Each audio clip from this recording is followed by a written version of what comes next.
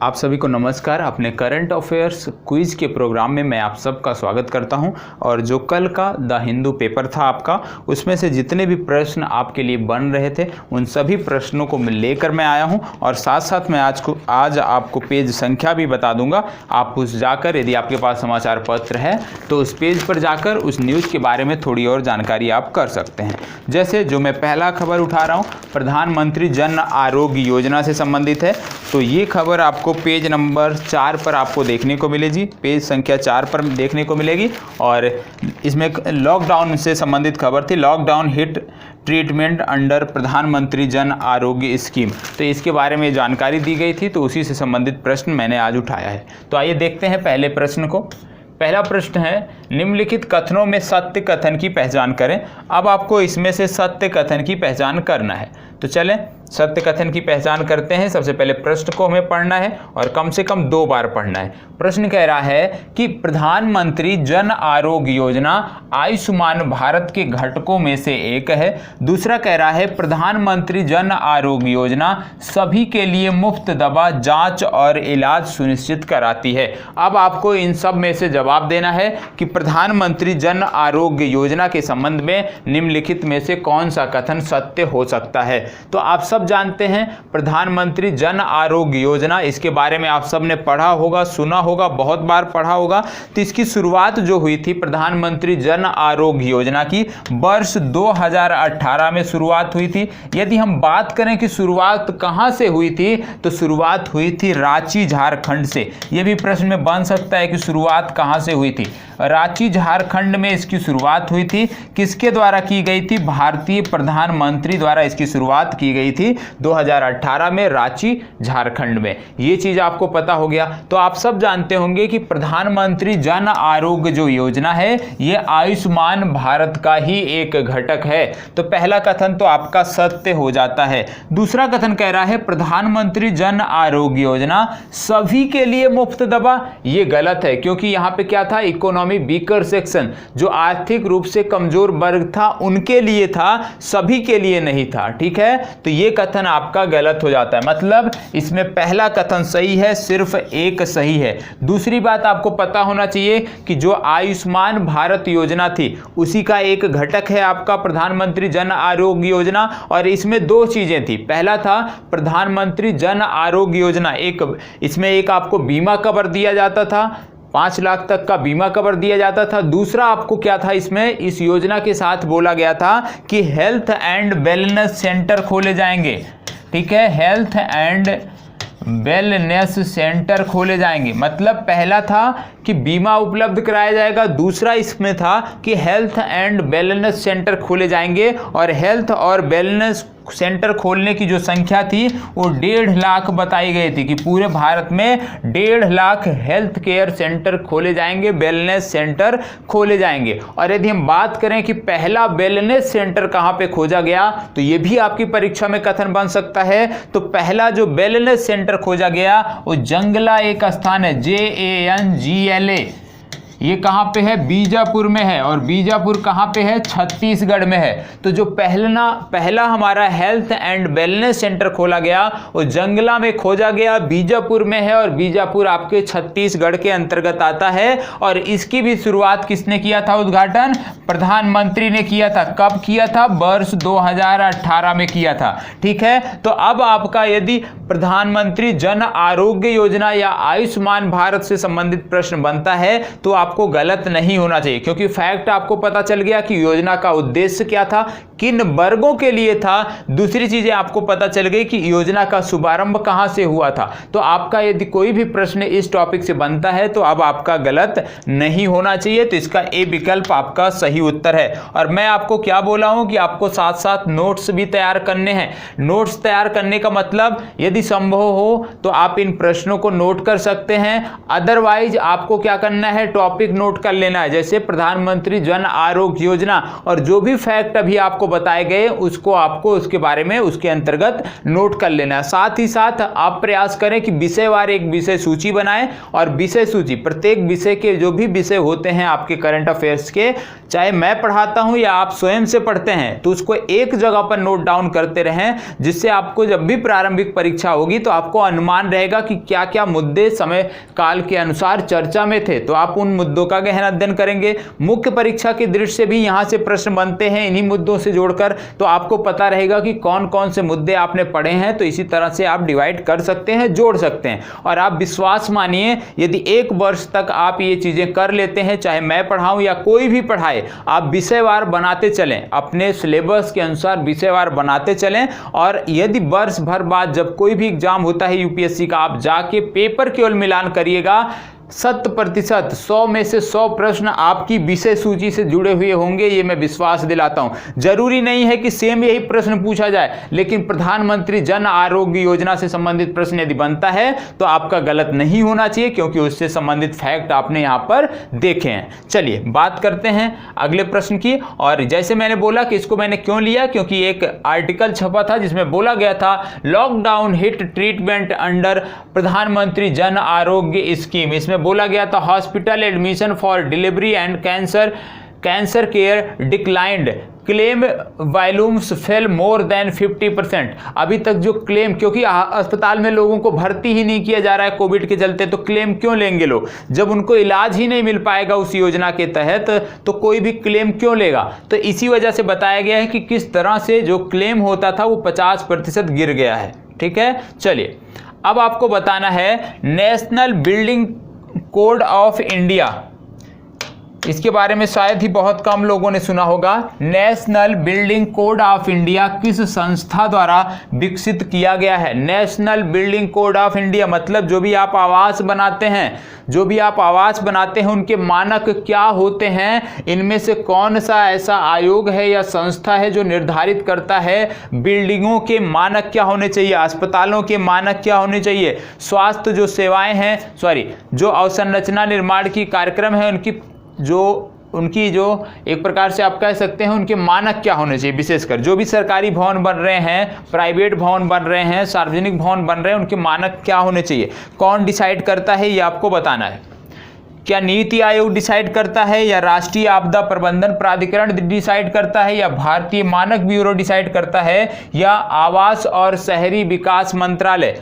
ये 2 और 3 मत जाइएगा, ये लिखा है आवास और शहरी मामलों के मंत्रालय, इनमें से कौन सा करता है। यदि आप जानते होंगे कि इस प्रश्न को मैंने क्यों लिया है, तो आपको बता दें कि अभी एक आर्टिकल छपा था द हिंदू के पेपर में, पेज संख्या मैं आपको बता देता हूं। यदि आप पेज संख्या देखना चाहें तो आप जाके देख सकते हैं, शायद ये भी पेज संख्या 6 पर है। पेज संख्या 6 पर आप जाकर देखेंगे तो वहां पे बताया गया था कि भारत के 5 ऐसे कोविड अस्पताल थे, 5 ऐसे कोविड अस्पताल थे जहां पे आग लगने के कारण लोगों की मौत हुई थी। ठीक है, आग लगने के कारण लोगों की मौत हुई थी, और इनमें से जो अस्पताल थे वो 2 अस्पताल, एक तो गुजरात से सम्मिलित था और एक आंध्र प्रदेश से। गुजरात और आंध्र प्रदेश के कुछ अस्पताल थे जहां पे आग लगने से, कोविड हॉस्पिटल में आग लगने से जो वहां पे लोग भर्ती थे, जो मरीज भर्ती थे, उनकी असामयिक मौत हुई है।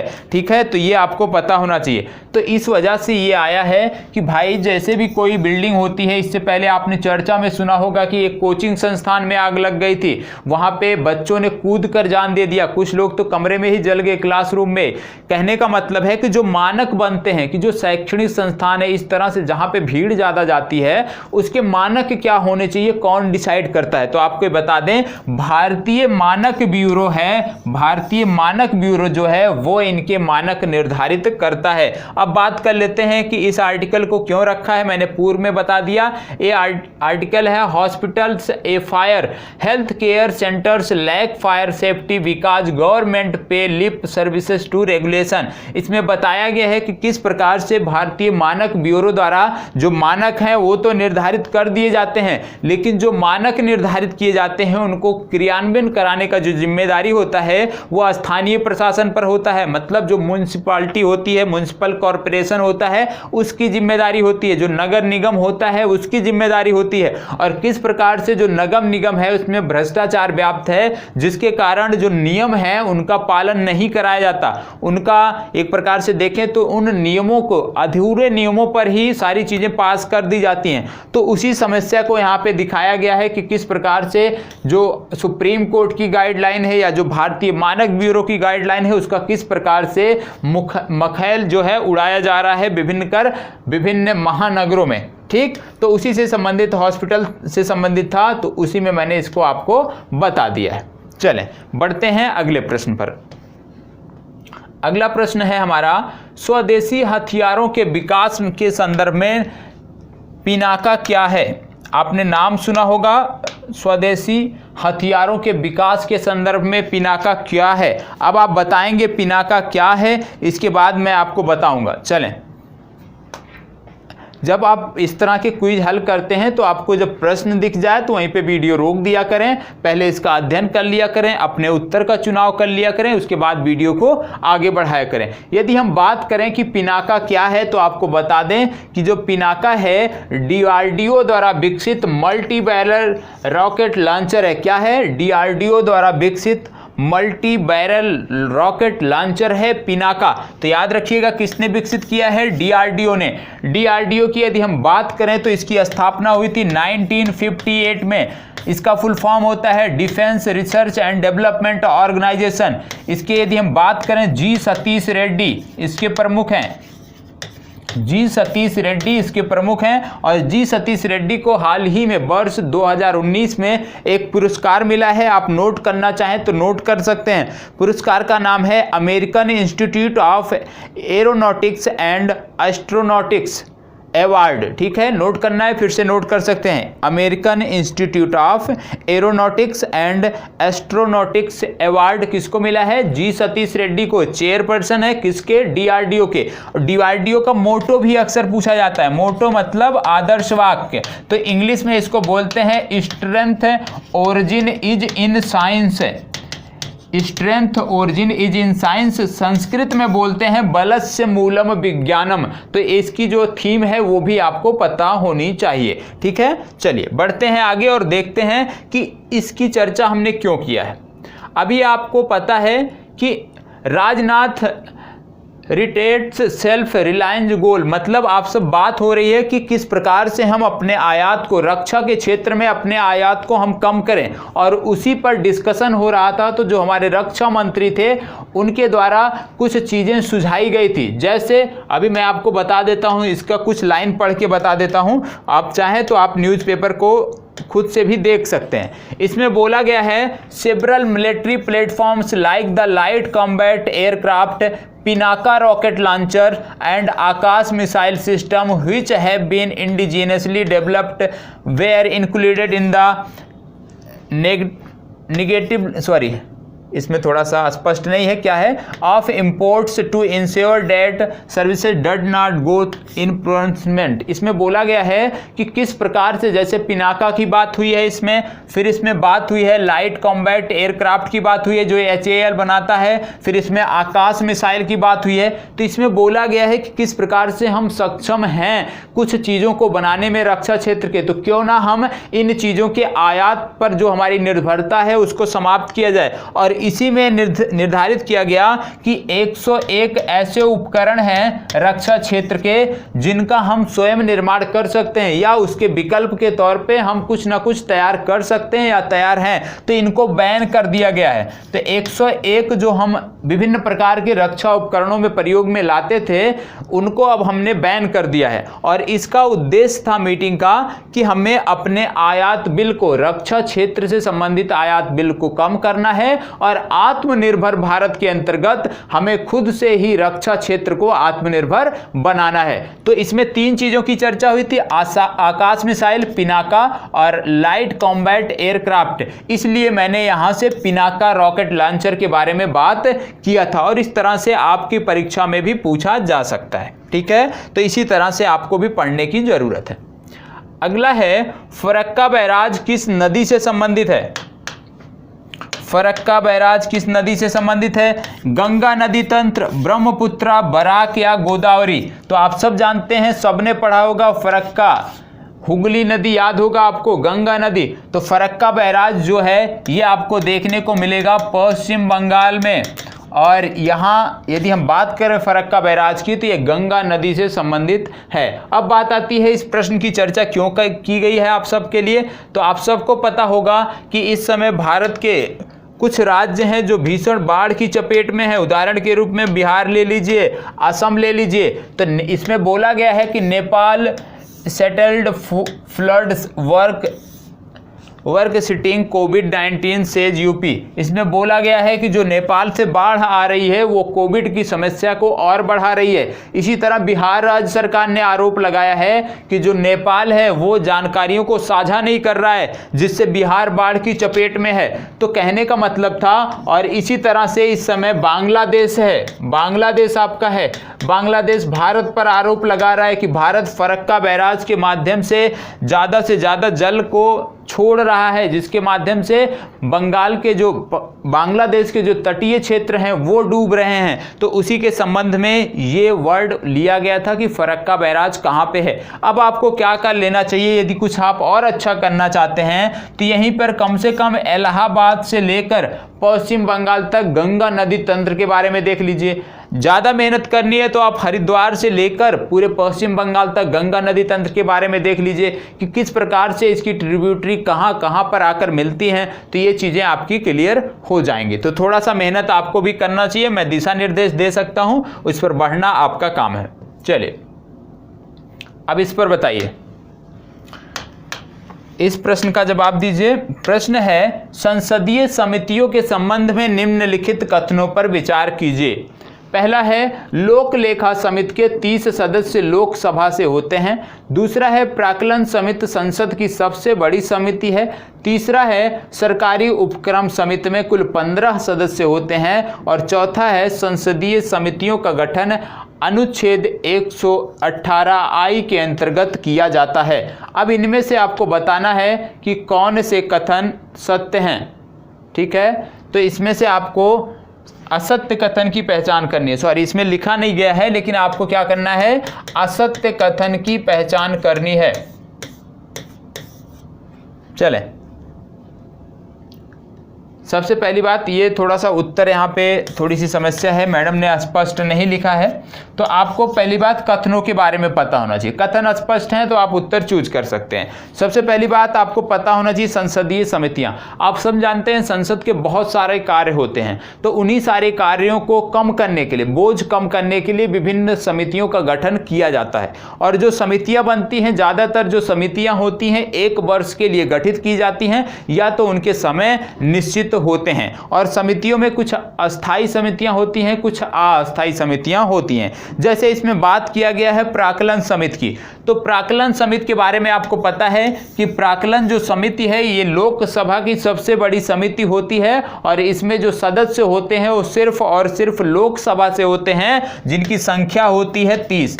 तो प्राक्कलन समिति जो है वो लोकसभा की सबसे बड़ी समिति है। तो एक प्रकार से यदि देखा जाए, क्या कहा है, प्राक्कलन समिति संसद की सबसे बड़ी समिति है, तो ये सत्य है, इसमें कोई डाउट नहीं होना चाहिए। सदस्य संख्या 30 होती है, सिर्फ लोकसभा से सदस्य इसमें रहते हैं।